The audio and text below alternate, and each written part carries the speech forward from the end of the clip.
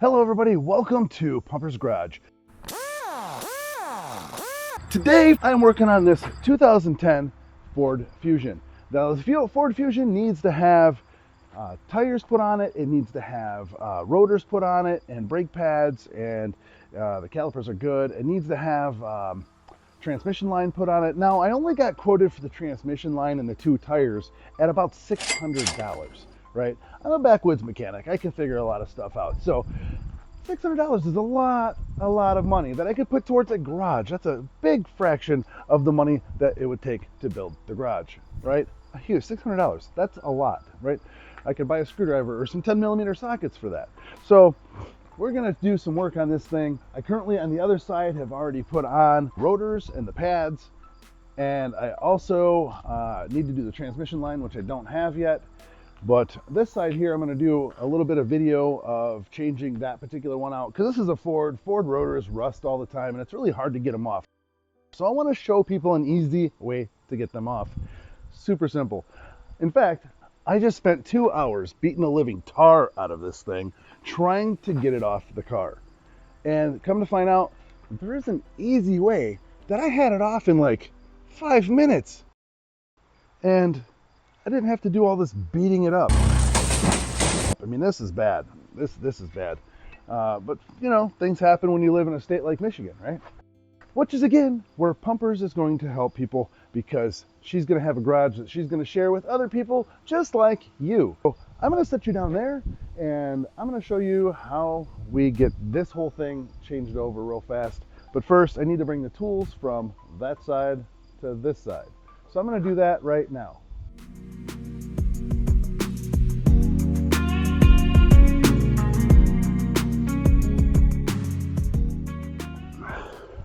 All right, so let's bring you down here and get you going.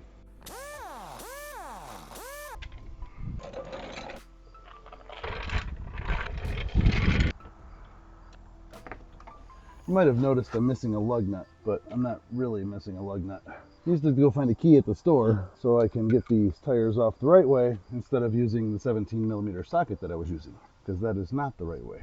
But in a pinch, on a lot of these vehicles, you can use a socket. You're not going to fit quite properly, so you might end up getting the nut stuck on the socket there. If you're smart about it, you can get it off. I pulled 2 tires off that way. Worked out all right.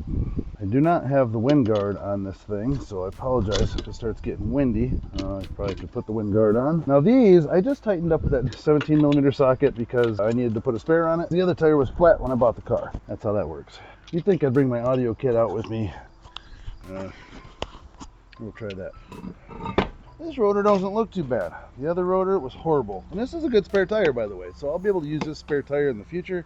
I plan on this vehicle being my daughter's car, so I need to put some work to it, because she's only 14 right now, so we need to make sure that it's going to work great for her. We don't want to have none of that bad car juju when she starts driving. So currently she's already driving this thing around the yard. How old's your kids when they started to drive or learned how to drive? I'm curious. My daughter's 14 years old, and she takes her dog around the yard for rides frequently because the dog loves to have rides. So if we let her out and start walking towards the vehicle, she wants to go for a ride.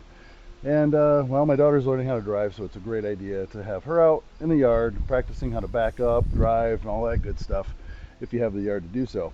Now my daughter at 14 years old already knows how to back in HD 2500 Chevy that she learned how to back up, and she parked the first time a little too close to the trailer, didn't hit it, did a great job the second time, and third and fourth and fifth she was spot on with how she backed it up.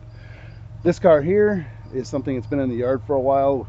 The tires had cord showing, and so around the yard, not a big deal. I don't care. If it had a flat tire in the yard, whatever. So now I have new tires for it, and we're getting the parts to get it fixed because it's a really nice car, and other than a few rust spots on it, it's going to be a great ride. Let's get started on these brakes right here.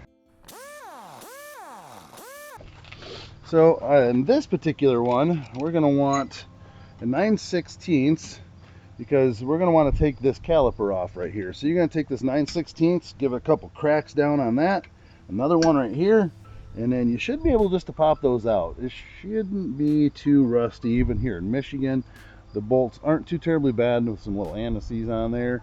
There's not a whole lot to that. Not a lot of room in there for snow and ice to get in and cause a bunch of havoc. I had a tray that had a magnet, but I'm not sure where that is. So it'll be nice when I have the garage set up to where I can actually use it for all my tools and all that other good stuff. So have all that stuff in the way. So as you see here, the caliper is a little bit hard to get off. So if you give her just a little tug, now she's sloppy and she'll just slide right off there. We're going to take this and set it right over here out of the way. It does put a little pressure on this hose, but if your hose is pretty good, you'll be fine. Oh no! If you can't get your bolt out, there's a cheater way. If you can't just get enough leverage for that, is you put another wrench on it just like this, and you lock her right in there, and then you just give her a little oomph and she'll come right out, no problem whatsoever.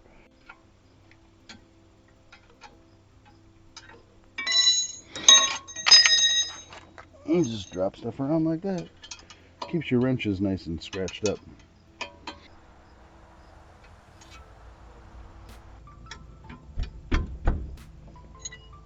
That kind of hurts.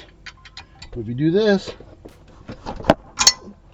only hurts if you lose where you're at.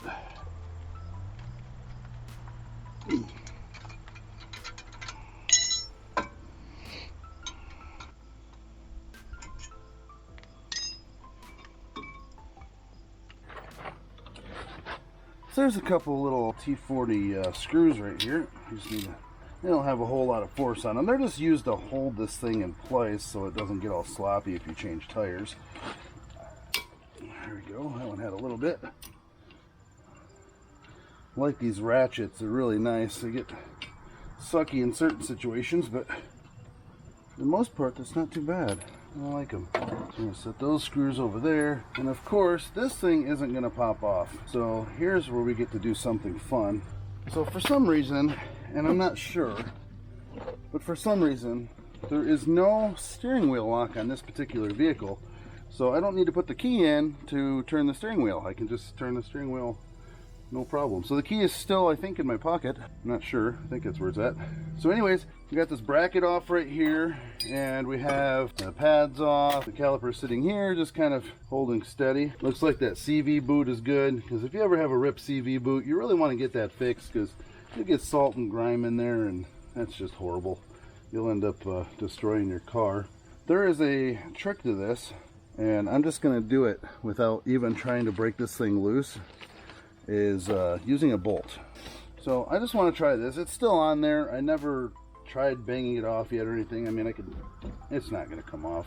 This thing's so rusted behind there. There's a whole pile that's going to fall off there. Let's just see if we can do it with the rust on there. You're going to want to take a long bolt with a nut, and you're going to stick that right through here, right up against that against the rotor, and screw it on there. We're just going to push against this rotor because it's no dig on good anyway. O'Reilly had a special, and if you were to buy 2 rotors, which were like 111 bucks a piece, you could get free pads, which were like 50 bucks a piece, 55. Or you can buy pads that were more expensive, and they would just use the $55 towards it. Now if you see this right here, it's kind of flexing. I don't know if you're able to see that or not. I kind of have you looking right down it, but it's flexing, and it's actually pulled away, and it's moved up a couple threads. So I'm going to back this off. I'm quite impressed by this so far, to be honest with you. So as of right now, I'd say that rotor would be no good, because you know, I'm supposed to be able to bend these things. So let's spin this around. Oh, we can't, because I don't have the other side up in the air.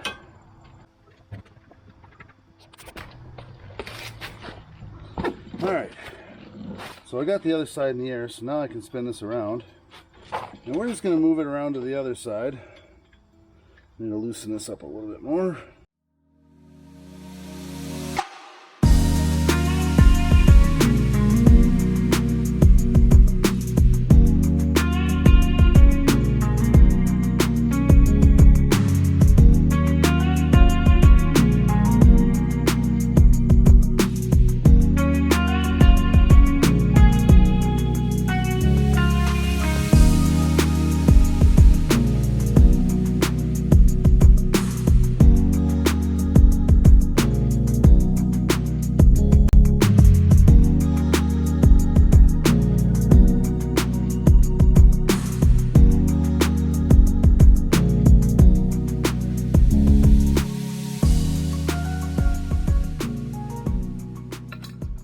Look at that.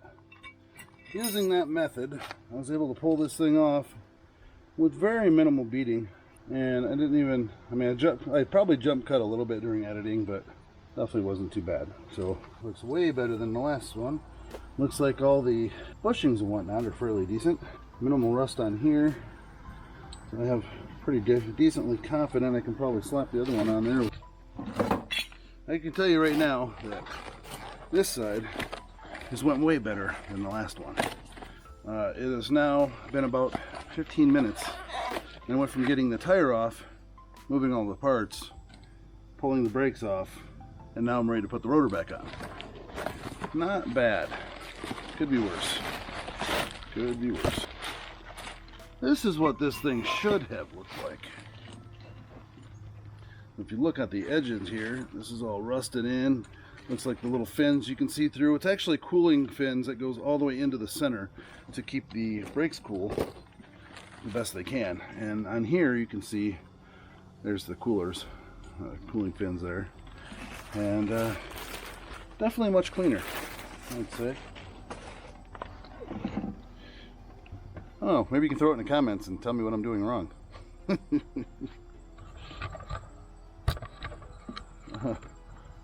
As one of the YouTube people I watch says, never said I was good at this. So, alright, let's do it.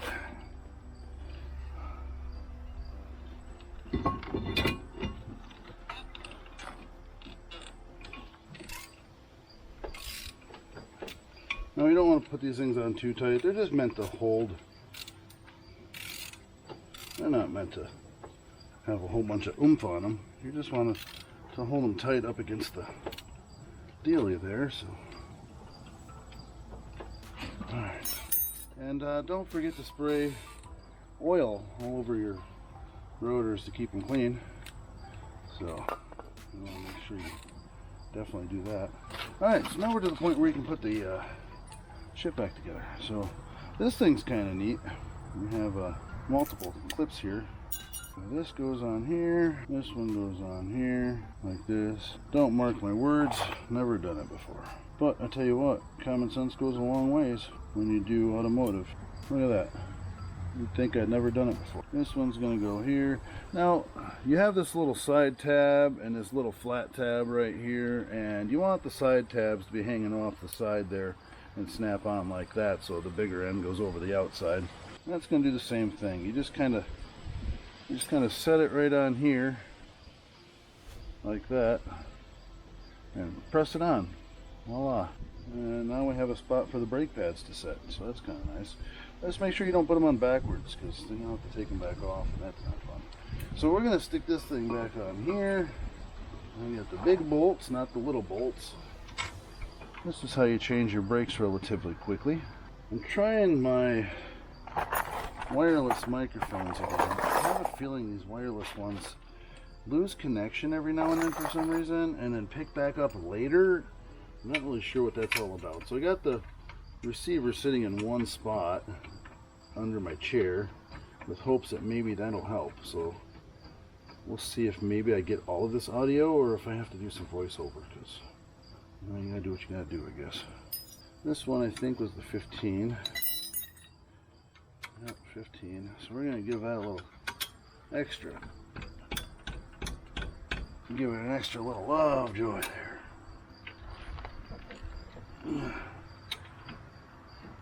Make sure your brakes aren't going to fall off. There we go. So that's in there. Now these things here tend to get stuck. I just take a little. That one's good. Oh, it was in all the way. All right. So now you make sure your fingers are all greasy, because it makes things better. And you stick your brake pads in. I didn't think I had walnuts in this tree this year. Get your brake pad in there. Make sure you spit shine this one. You want to make sure it's nice and, Haktua, get it nice and clean. I wonder whatever happened to that girl, the old Haktua girl. Well, last I knew she was suing people for that shit, and I think she lost popularity for that. There we go. Now, I'm going to show you more of the correct way to do something than what I did last time. Alright. Probably should have did this before. I'm gonna do it now. So you put a block in here, and you grab this bad boy, and then you're gonna crank this thing until what you can't see is the piston is easily going all the way back in. Make sure you take the cap off your reservoir up there. That won't be very pleasant. So just kind of lightly go back. You don't want to just torque it. You don't want to use an impact, nothing silly like that. You just want to nice and easily graze it back. It eventually hits the outer edge that stops it, or the edge of the piston or something. It's a good resting position for it. I'll show you here in a second. We just reached that. If you see, it was super easy. I'm just little cranks here. If you try going too fast, it gets hard. But you're trying to push all of that brake fluid back through the system into your reservoir. And if your reservoir ever seems low, like say you just had new brakes or you have a new car, and after a year or two the reservoir goes down, that's because your pistons are going further and further out as your brakes wear down. And that piston to go out needs to have fluid, and the fluid needs to go somewhere. It's not just going to disappear. A lot of people used to think back in the day, including myself, that, oh, it's low, I must have a leak. No, because you fill that reservoir back up, and it mysteriously ends up being a mess all over the place of, wow, I have an overabundance of brake fluid. So you definitely don't have that. But see, this is nice and flat, put back in there. That piston is ready to go. So there is this thing here that I wasn't aware about. I have no idea what these are for. I did see the other ones that came off of it very, very briefly, but yeah, no idea why these are even a thing. They overlap each other. They both, all four of them look the same. Oh, this one's got, I'm not really sure. 15 minutes later.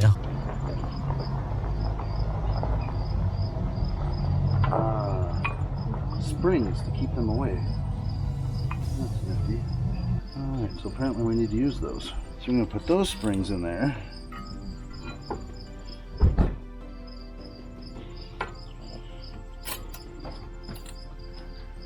I'm going to drop that on there. Alright, good to know.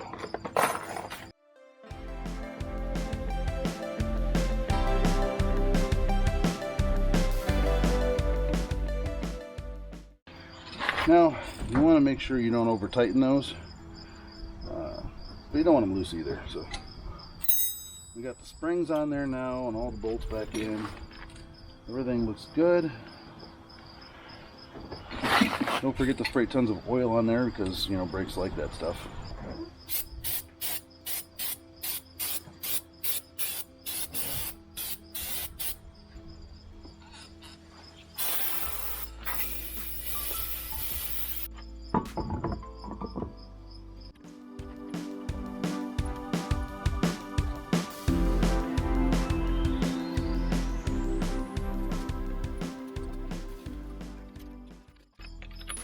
I don't know, did I miss something? You guys see something I'm forgetting? I think I missed something. Might be back about 4 minutes. Alright. But never said I was an expert. I'm definitely not an expert. There's always stuff to learn. Uh-oh. What I can tell you right now is I saved probably a good couple $100 just on the tires themselves, so I can put the couple $100 towards Pumper's Garage. And I did change the brakes, which probably would have been another $400 or $500, and I did that for about $2, so that's about $400 there.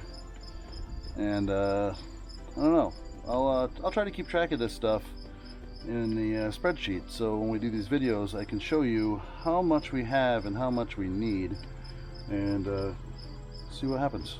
because I think that'd be kind of neat, keeping everything transparent.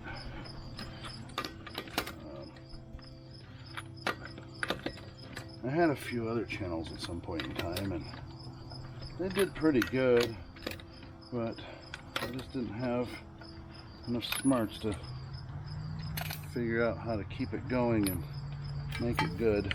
I'm more hands-on than I am book smart, so I'm not really sure how that works. These crickets are annoying. We're gonna need to make sure the reservoir is full, so I need to pump them brakes. So I don't have to bleed them because we didn't have any air in the lines, but I did, however, push the pistons all the way in, and this thing went from being dry to almost full.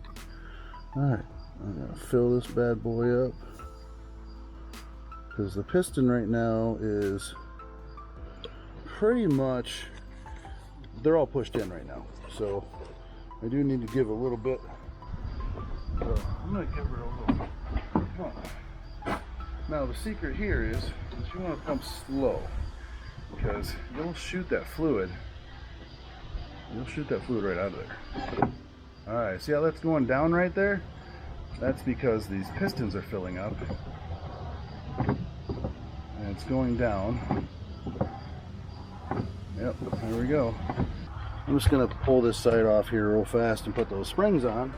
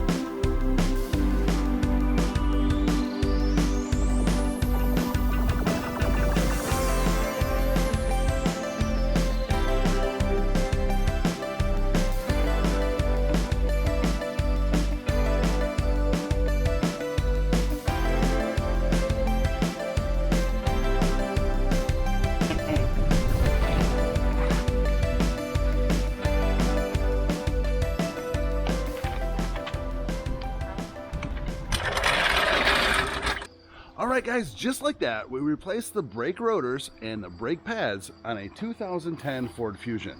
We have the oil reservoir filled up, or excuse me, the brake reservoir filled up, and brand new front tires on it, man. We got some new shoes on the whip, you know? We didn't put the back tires on yet because I still want to make sure this car is going to be used for the road a little bit before it gets turned into a derby car, but yeah, we're gonna, we'll get the back tires on there. They're still in good shape, and it's a front-wheel drive car. Not really much to worry about. So we're gonna give it a little try here, a little look-see, and find out if this car is even worth it. Now, the other tires were so bad that they were bubbly. Like instead of being flat across, it was like this, and then over here it was all steel quartz. It was horrible. So when you're driving it through the yard, it was like the steering was just everywhere. I'm hoping that goes away with these brand new tires. Let's give it a try. How about you come with me? Let's go. Hey, the test drive's over here. This thing is a little messy, but that's how we got the car, because it was going to be used, like I said, as a derby car. So, grab the key. This key's actually pretty neat. I'm guessing it's lock and unlock here, trunk release, and panic, and it does work on the panic button, because the panic button does work, because I accidentally did that. Look at that dashboard. Isn't that thing amazing? Ford really does do some really neat, turn that off. Ford really does advanced track Low tire pressure. Well, I don't know which one it thinks it's low, but I wouldn't really say it's a whole lot low. Button works. Window just went down, so that's good. Alright, let's take this thing for a ride. So I pump the brakes a few times. I don't know why it's saying advanced track or whatever that is needing service, because I don't even know what that is. I can get the traction control light to turn off and on, but that must be advanced track. I don't know what that is. Maybe it'll go away. I don't know what that is. Maybe that'll go away when I am driving, because like I said, I just had to have new tires put on it. But it's doing great. It's stopping with no problem, so that's pretty awesome. Steering feels nice and tight now. All right, so it seems to be doing okay. The steering's pretty tight on it. Let's take her for a ride around the yard. That power steering feels great in this thing. I was expecting it to. I don't know. Let's see what the front wheel seems to do. Okay.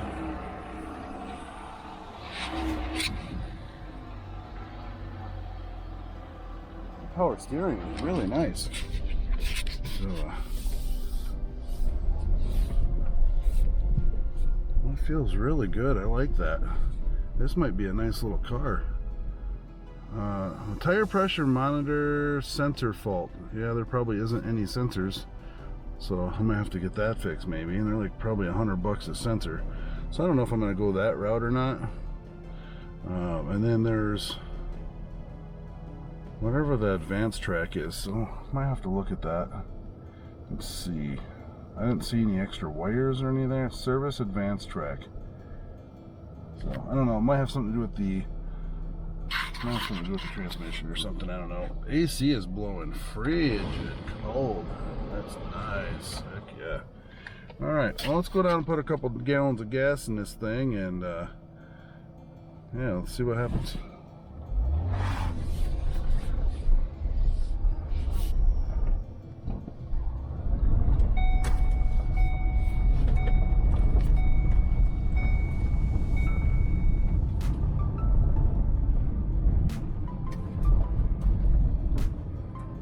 That front end is that power steering works really good. Holy smokes. I'm used to driving something different because that's really nice. Anyways, let's go get some gas. Alright guys, so I just started this thing at the gas station and I lost my advanced track warning. It's not there anymore. Now it's just the tire pressure monitor system fault, which is fine. So that is a pretty neat thing right there. Is that apparently the advanced track's working again. So maybe it just needed a set of fresh tires or something. So here we go. Now it did shift in a second a little hard. That could just be that it's getting low on training fluid again. There, shift a little hard in the next gear. So yeah, we'll see. This car has been sitting a long time, so I imagine it's just a little hard in on the shifts. But yeah, we're cruising along at about 55 mile an hour and we're doing really good. Brakes are nice, beautiful riding car. And with that, I'm just gonna say thanks for joining us, and